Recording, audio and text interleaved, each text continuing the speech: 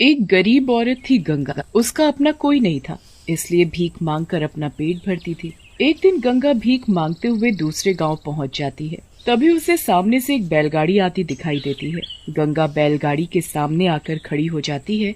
भैया, मैं बहुत दिनों से भूखी हूँ, कुछ खाने को दे दो। अरे रे रे रे रे रे रे, मरने के लिए तुझे मेरी बैलगाड़ी ही मिली थी क्या? चल यहाँ से कहीं और जाकर मर। पता नहीं कहाँ कहाँ से चले आते हैं। आप गलत सोच रहे हैं भैया, मैं मरने के लिए नहीं, मैं तो बस खाने को कुछ मांग रही थी। कुछ खाने को दे दो ना। मेरे पास कुछ भी नहीं है खाने को। हट जा अब मेरे रास्ते से। अच्छा, खाने को नहीं है तो कुछ पैसे ही दे दो, मैं उनसे कुछ खाने को खरीद लूंगी। तू ऐसे नहीं मानेगी। रुक, अभी बताता हूँ तुझे।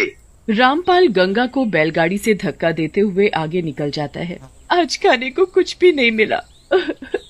बहुत कमजोरी महसूस हो रही है बिना खाए। एक बार और कोशिश करती हूँ।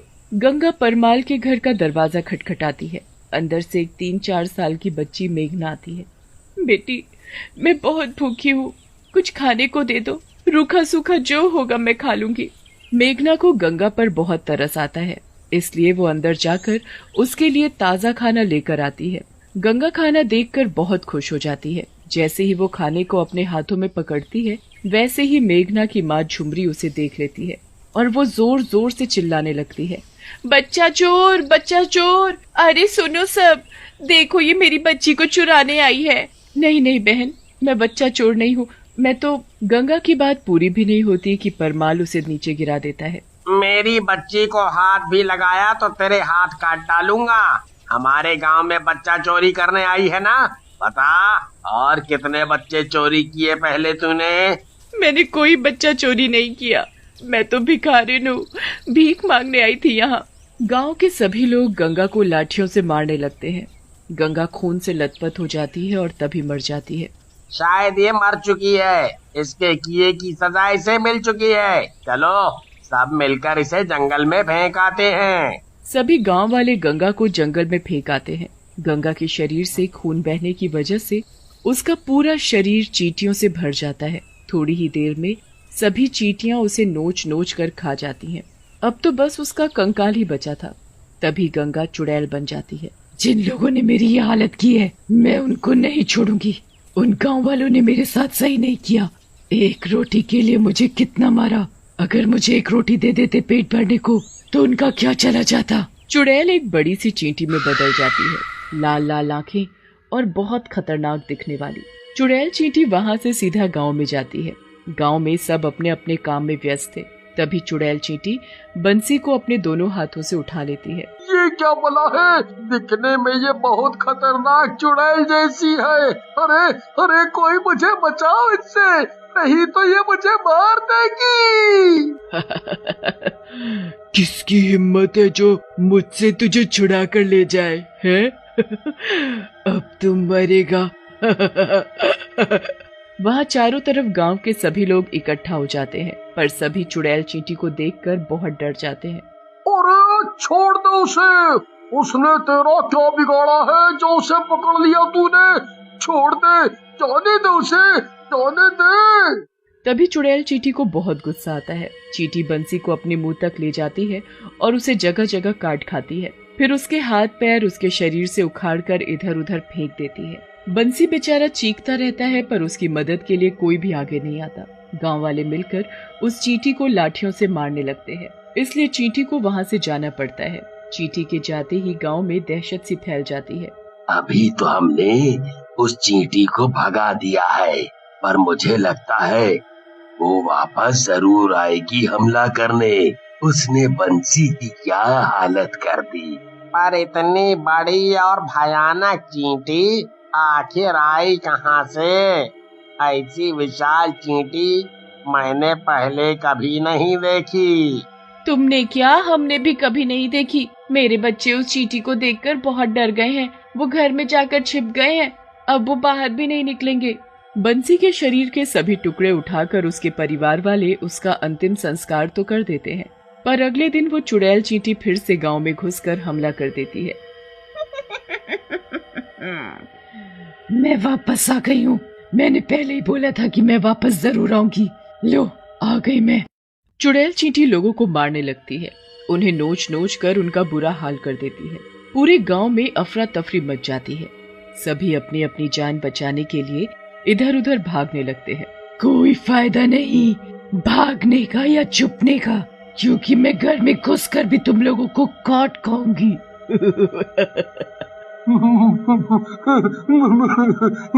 मैं तुम्हारे सामने हाथ जोड़ता हूँ, मुझे छोड़ दो।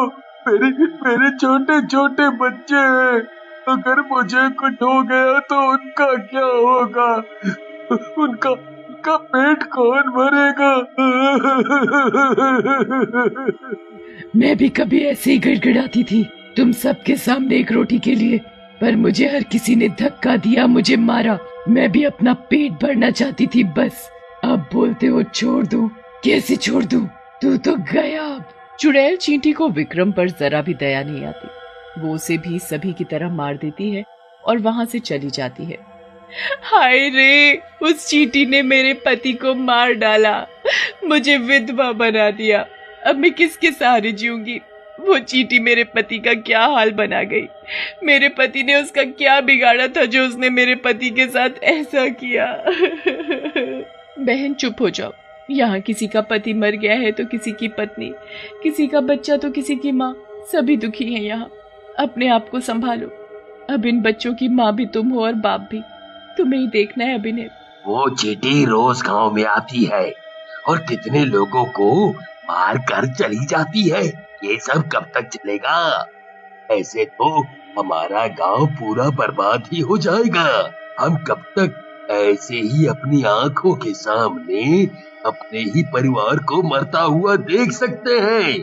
बताओ।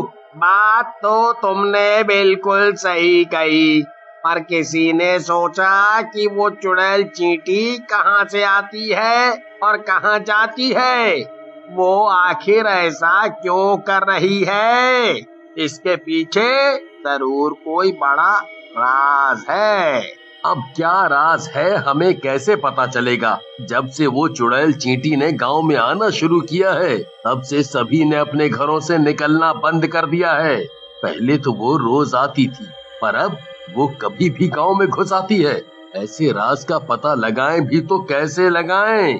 तभी जयप्रकाश भागता हुआ वहां आता है। क्या हुआ जयप्रकाश भाई, इतने डरे हुए क्यों दिख रहे हो? और तुम भागते हुए क्यों आ रहे थे? क्या बात है, बताओ। मैंने वहाँ जंगल में एक पेड़ के नीचे किसी इंसान का कंकाल देखा। उसके आसपास बहुत सी चींटियां मंडरा रही थी। बस उसे देखकर ही डर गया मैं। क्या तुम्हें पता नहीं कि वो कंकाल उसी बच्चा चोर औरत का है जो गांव में हमारे बच्चे चुरा कर ले जाती थी? उसे हमने ही मारा है और उसे वहां जंगल में हमने ही फेंका था, क्योंकि उसे हमने रंगे हाथों पकड़ लिया था बच्चा चोरी करते समय। आपस में सभी बात कर ही रहे होते हैं कि तभी वहाँ वो चुड़ैल चींटी आ जाती है। उस औरत के साथ तुम सब ने अच्छा नहीं किया। उसकी बात सुने बिना ही तुम सब ने उसे कितना मारा। एक औरत पर हाथ उठाकर तुम सबको शर्म नहीं आई? वो तो बस अपना पेट भरने के लिए भीख मांगने आई थी। तुम्हें इतना सब कैसे पता? इस बात को किसी ने गांव से बाहर भी जाने नहीं दिया। क्योंकि जिस गरीब औरत को तुमने मारा था वो मरी नहीं थी, वो उस समय जिंदा थी। वो तो बस भूख प्यास की वजह से बेहोश हो गई थी। तुम सब ने उसे उठाकर जंगल में फेंक दिया। वहाँ उसे चींटियां खा गई। उसका पूरा शरीर खत्म हो चुका था, पर उसकी आत्मा जिंदा थी। वो चुड़ैल बन चुकी थी। सभी गांव वाले चुड़ैल की बात सुनकर बहुत हैरान हो जाते हैं और डरने भी लगते हैं, क्योंकि अब उन्हें सब समझ आ गया था कि उन्होंने उसके साथ जो किया वो बहुत गलत किया। कभी नहीं, मुझे जब तक शांति नहीं मिलेगी मैं तब तक ऐसे लोगों को मारती रहूंगी। पीछे खड़ी परमाल की पत्नी झुमरी को अपनी गलती का एहसास हुआ, इसलिए वो अपनी बेटी मेघना के हाथों में खाना पकड़ाकर चींटी को खिलाने को बोलती है। मेघना चींटी के पास जाती है और बोलती है, ये खाना मैं तुम्हारे लिए लाई हूँ, माँ ने दिया है। क्या तुम ये खाना मेरे हाथों से खाना पसंद करोगी? तुम भूखी हो ना? मेघना की बातें सुनकर चींटी रोने लगती है। इस बच्ची ने मुझे शांत कर दिया।